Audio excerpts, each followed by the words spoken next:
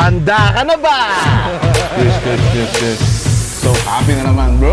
Dahil sa videong ito, dadayuhin naman natin ang JR Inasal House. Dito sa Solana. Hi guys, andito tayo ngayon sa Junior or JR Inasal House. Dito lang sa Solana Centro. Chinek ko kanina yung mga menu nila. Hindi lang pala inasal ang ino-offer nila dito. Ang dami. Hindi lang chicken inasal ang pakay ko dito. Kasi balita ko, ang dami daw pagkain na pagpipilian dyan sa store na yan. May nakita ko kanina, may kari-kari, may mga tuna pa nga. Hopefully, magustuhan natin yung food nila dito. Lalong-lalo na syempre yung babalikan natin dito na Inasal House. Kung totoo nga ba yung sinasabi lang, maaasar ka talaga sa sarap. Kaya sinubukan ko syempre yung chicken inasal. Oh my God, that's the cake I wanted. Napaka-fresh na tuna pa nga. Magandaan dito, di ba isda siya? Usually ang isda talaga ang malansa. Dito hindi. Nag-grill nila ng gusto. Ang ganda ng preparation, well-seasoned, hindi siya maalat. Tamang-tama lang talaga. Super creamy na kari-kari. Kung tatanungin nyo sa akin anong lasa, guys, perfection. Yung very satisfying na Shanghai rolls, sinubukan din natin. Gusto ko yung lasa ng Shanghai nila. At saka napansin mo sa kanya, super siksik siya. Hindi siya lasang extender, talagang pure meat siya. Yung sizzling sisig na swak sa panlasa ng Pinoy. Ang sisig kasi napaka-flavorful yan eh. Mamaya, pagka inuna ko to, baka mamaya hindi ko na malasaan yung ibang susunod. So, ang ginawa ko dito, medyo hinuli-huli ko siya. Pero alam nyo ba na isa sa paborito ko is sisig. And syempre, papalampasin pa ba natin ang Pinoy's favorite pork barbecue? Nai-in-love na talaga ako sa timpla ng Inasal House. Kasi nakuha nila yung panlasa ko ha. At ang paborito ng Pinoy, sinigang. Sino naman ang hindi may in-love sa belly ng bangus, di ba? At syempre, hindi ko papalampasin yung pamalakasang panghimagas nila dito. Boom! Ayan! So, nauwi na rin tayo sa most exciting part natin, mga bros, which is itong dessert, guys. Sobrang excited na ako sa food trip ang mangyayari dito. Kaya ano pang hinihintay nyo? Let's dig in! Ang Junior Inasal House ay binuo ng mag-asawang Reynaldo at Joy Retoria sa Santo Domingo, Quirino, Isabela noong 2020. Gamit lang ang maliit na tent, nagsimula silang mag-ihaw ng chicken inasal, barbecue at marami pang iba. At noong November 20, 2021, nagbukas na rin sila ng kauna-unahang store nila sa tabi ng Municipal Hall ng Quirino. Bagamat ito'y maliit na pwesto lamang, pinagtulungan ng mag-asawang Retoria na mapanatiling masarap at malinis ang kanilang mga produkto. At dito nagsimula ang JR Inasal House. Ay guys, andito na yung order natin. Actually, naparami ata yung order natin kasi first time nung Inasal House dito sa mismong Solana Centro. So, kailangan natin matikman agad-agad yan. So, ang ginawa ko, nagtanong-tanong ako dun sa mga customers nila kanina kung para sa kanila, ano ba talaga yung best seller nila dito. Kaya, ang dami nagsabi na must try itong kare-kare, itong sinigang, meron din ditong sisig. Ayan, very common na food talaga pag may Inasal is itong sisig. At sa kagandaan dito, guys, meron din dito tuna panga. Ayan, ang tagal na natin nakikita sa vlogs yan, pero dito sa Solana, wala pang nag-o-offer ng tuna panga. Actually, hindi lang yan. In-order ko na rin yung mga top seller nila na, or best seller nila na mga desserts. Actually, ngayon lang ako nakikita ng isang inasal na dami-daming desserts na in-offer. So, meron mga ganitong desserts. Actually, hindi lang ganito, bro. Ang dami talaga natin kinuha mamaya. Ipapakita natin isa't isa at saka i-rate natin, i-review natin isa't isa. Pero guys, tsura pa lang nito parang sarap, no? Oh my goodness. Pero dito ako excited. Hindi pa ako kumain ng breakfast, hindi pa ako kumain ng lunch. Ito na yung lunch natin, brush na natin to. So, ano pang iniintay natin, guys? Let's dig in. Siyempre, unahin natin itong inasal. So, hindi kompletong inasal kung wala tong chili mansi nila. Kapareho lang din to ng isang sikat na inasalan sa Pilipinas, no? Na only rice, only sabaw, hindi lang yan. Only yung chicken oil at saka sili. So, lagyan natin ng konting chicken oil. Itong soy. Yun, boom! Bingo, bro. So, ang kinuha ko dito, pakpak. Ayan, worth 160 plus. Only rice na siya, only sabaw pa. Ayan, no? Guys, tignan mo naman yan, no? Oh my goodness. Oh, shucks. That smell. Sausaw natin. Chicken muna tayo. Yun, no? Cheers, guys. Gusto ko yung lasa ng inasal nila. Alam mo yun, marami na din tayong mga inasal na nandito sa atin ngayon. Natikman na natin din halos lahat sa kanila. Pero itong JR Inasal House, guys, meron siyang kakaibang kick kasi yung inasal nila dito, yung marination nila is meron siyang pitik na sweetness na which is, di ba ako, mahilig ko sa matamis. Yun ang naramdaman ko sa kanya. At guys, hindi lang yan. Siyempre, yung kanya, very tender. Kita niya, no? Tender and juicy. Parang Jollibee na naman yan, no? Pero swear guys, nandun yung sweetness niya, nandun din yung aromatic flavor nung linagay nilang herbs dito, ma-pepper, nakakuha ko yung pepper niya, garlic, sarap. Guys, cheers. Oh my God. Cheers, cheers, cheers, cheers. So happy na naman, bro. Thank you. Ang bala ko sana dito, hindi ko mauubos yung chicken nila kasi ang dami kong kakainin ngayon. Pero guys, no, hindi ko pwedeng papalambasin to, guys. Ang sarap ng chicken ng House of Inasal, bro. Gusto ko talaga makakain ng chicken. Yung ganito yung buto niya, oh. Pag lumabas, pag nakain mo na siya, puting-puti. Ibig sabihin fresh. Galing. May bagong tambayan na naman tayo dito sa Solana. Ang sarap lang ng vibes kumain dito kasi akala ko sa baba kanina, yun lang yung dining nila. Pinakyat tayo, guys. Ang dami, super luwang nitong taas nila. Super linis, super bango, malamig, ang sarap kumain. So tama na ang dakdak. Umpisahan na natin tong isang hinihintay natin, guys. So ito na, tuna panga. Oh my goodness. Look at that, it's dripping.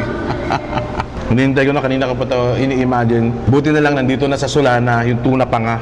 This is the main event, bro. Tuna panga. Yan, no? Kita nyo yan? Oh my goodness. Let's eat. Magandaan dito, di ba isda siya? Usually ang isda talaga malansa. Dito hindi. Nag-grill nila ng gusto. Ang ganda ng preparation. Well seasoned. Hindi siya maalat. Tamang-tama lang talaga. Ang sarap. At saka nagustuhan ko dito yung timing. Lutong-luto talaga yung loob. Ito, lutong-luto yung loob niya. Pero andun pa rin yung juiciness nung tuna panga. Kaya guys, ang tuna panga, pag tinignan nyo parang walang laman, pero pag kalkalin nyo ng kalkalin yung tuna panga, ang dami yung makikitang laman na yun, no? Sobrang dami pang laman yan, no? Yun, no? Ayun, no? Kaya nabubuhay pa ng pamilya yan. Ganyan ang tuna panga. Cheers. Oh, ganyan. So yan guys, next na naman natin to, all-time favorite, the Filipino favorite, Shanghai.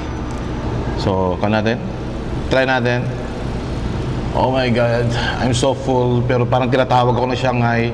So cheers tayo sa Shanghai. Gusto ko yung lasa nung Shanghai nila. At saka napansin mo sa kanya, ang daming laman, hindi may ibang Shanghai naman na pagkakat mo, wrapper agad. Ganun guys, hindi ito. Ang sarap kasi pure meat, wala siyang halong tender. Best. Next up guys, kanina pa ako tinitignan nitong kare-kare natin. Sino naman ang Pilipinong hindi may in love sa itsura ng kare-kare tulad ng ganito? Imagine mo yun, no? Saka moy, the best. So yung kare-kare nila, makikita mo yung mga veggies na ginamit dito. Meron siyang talong, meron siyang pechay, tapos ito, string beans. Ayan, no? Gusto yung ganitong luto lang ng gulay nila. Yung blans lang, ganun, para may pagkakain mo, may yun, para may crunchiness pa yung kanya. Sarap. Tapos syempre, meron silang alamang. So tirahin na natin to. Ito yung talagang literal na let's dig in. Oh my God. Sasakit na naman yung pako dito. Pero konti lang. Gusto ko lang talagang itry ito. Kasi syempre, suggestion to ng mga customer nila. So, tirahin natin. Oop. Cut na natin. Look at that color. Oh, beautiful color. Kita niyo yan. Nanginginig pa. Cheers.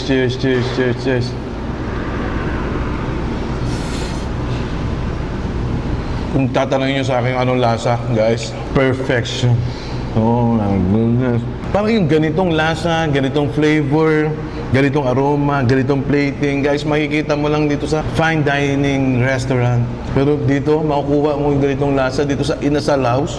Oh my God, bro. Babalikan ko to. This is one of my favorite na sa natikman ko dito, guys. Malambot, malasa, yung peanut niya nandun. Tamang-tama lang talaga, hindi siya ganun kaalat. Kasi ikaw na mismo, siyempre, ikaw na mismo maglalagay ng alat niya kasi meron siyang ibibigay na alamang. Pero itong alamang niya din mismo, gusto ko rin siya eh. Oh my goodness.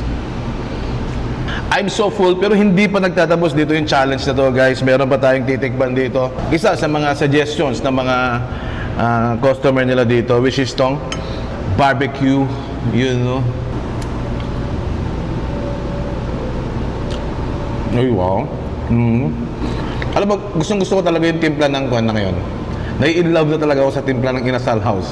Kasi nakuha nila yung panlasa ko Nagustuhan ko talaga sa kanila kasi may tamis siya. Parang yung inasal nila kanina. So, hindi ako mapapayang i-recommend ito. Guys, must try lahat ng food nila dito. JR Inasal House. Dito lang yan sa Solana. Dalawa na lang yung natitira. So, itong next natin, hinuli ko talaga to kasi ang sisig kasi napaka-flavorful yan Mamaya, pagka inuna ko to, baka mamaya hindi ko na malasaan yung ibang susunod. So, ang ginawa ko dito, medyo hinuli-huli ko siya. Dito ako magiging stricto. Tignan natin kung makukuha nyo pa rin yung pulso ko dito. Cheers, cheers, cheers, cheers. Yung lasa niya guys, hindi nahuhuli dun sa mga gustong-gusto natin mga sisig talaga. Pero yung lasa nito, masarap to sa rice. Mas bagay to sa may rice. Good. Cheers, cheers, cheers, cheers. No, I told you guys. So boom! Ayan! So nauwi na rin tayo sa most exciting part natin mga bros. Guys, maliban dun sa lahat ng kinain natin kanina, nagbibigay din sila ng daming dessert. So, best na 5 choices na binigay nila sa akin kanina na dessert. So, ito yung banana con hielo, strawberry, at saka ube makapuno. Yan. Tapos dito, yung dalawa naman is yung halo-halo. Ayan, oh my God. Sorry guys, medyo nakakuha na siya kanina. Pero ang ganda kanina ang ganda ng presentation nila yan. Siyempre, ang tagal noon hindi kinain. So, natunaw na siya. Pero guys, very appealing. Itsura pa lang, mukhang masarap na talaga. Na-inlove ako dito sa itsura nito Kasi, matamis na naman. Kasi meron siyang, nakita ko meron siyang leche flan. Ayan, super addict natin sa leche flan. So, ito ang tirahin na natin ulit. So, cheers, cheers, cheers bro.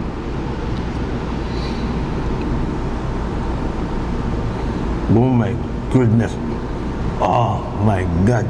So sweet, so smooth. Ang sarap bro.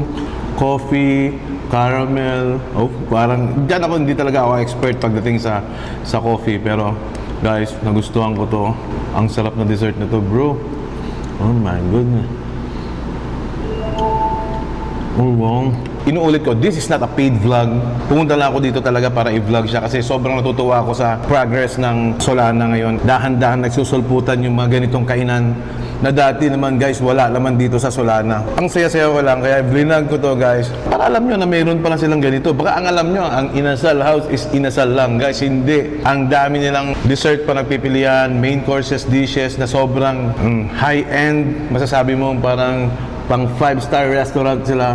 Hindi ako nag-OA dito. This is not a paid vlog guys. Kung gusto nyo talagang malaman kung legit or totoo yung mga sinasabi ko, guys, pumunta na kayo ngayon na dito sa JR Inasal House.